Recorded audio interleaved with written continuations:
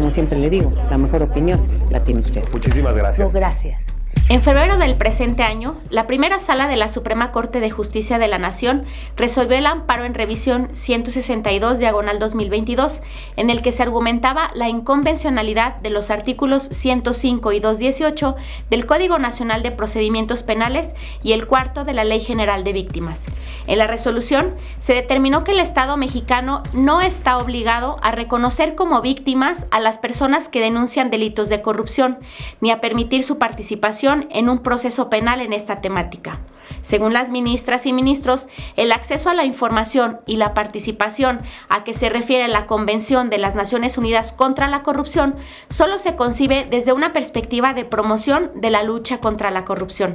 Para muchas personas y organizaciones de la sociedad civil, esto constituye un revés a la agenda anticorrupción del país, ya que significa un grave retroceso en el combate a la corrupción y un obstáculo a la participación ciudadana en las denuncias de hechos y actos de corrupción, lo que favorece la impunidad. Se afirma lo anterior porque al no otorgarnos a la sociedad una participación activa en la denuncia de delitos y hechos de corrupción, no se nos reconoce como sujeto o parte procesal, ni se nos da acceso a los documentos de investigación. Será más difícil que el denunciante pueda acceder a sus derechos, como otorgar testimonio en el caso, aportar evidencias, participar en las audiencias, solicitar copias de los documentos del caso, y limita la posibilidad de ser vigilantes de la actuación diligente y oportuna de las autoridades, así como también le impide quejarse ante las órdenes o actos de las fiscalías. Asimismo, limita la protección a las personas físicas o morales que denuncian.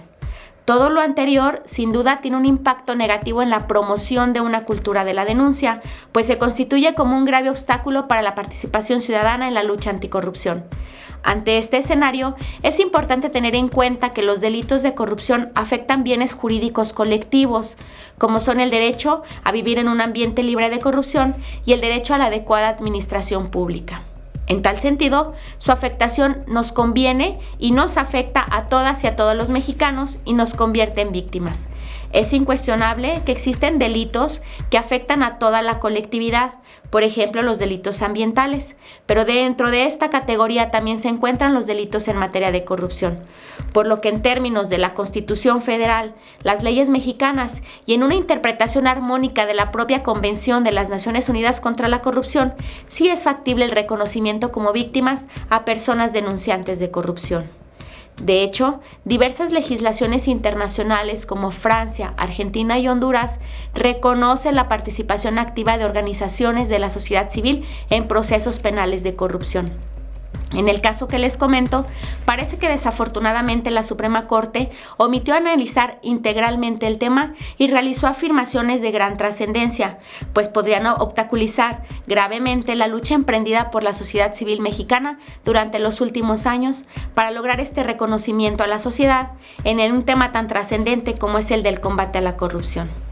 No obstante, pese a lo negativo de este precedente, existe la posibilidad de que en casos de distintas características al que les comento, los tribunales puedan realizar interpretaciones integrales en las que de manera efectiva se respeten los derechos humanos y se garanticen los derechos de las víctimas de corrupción.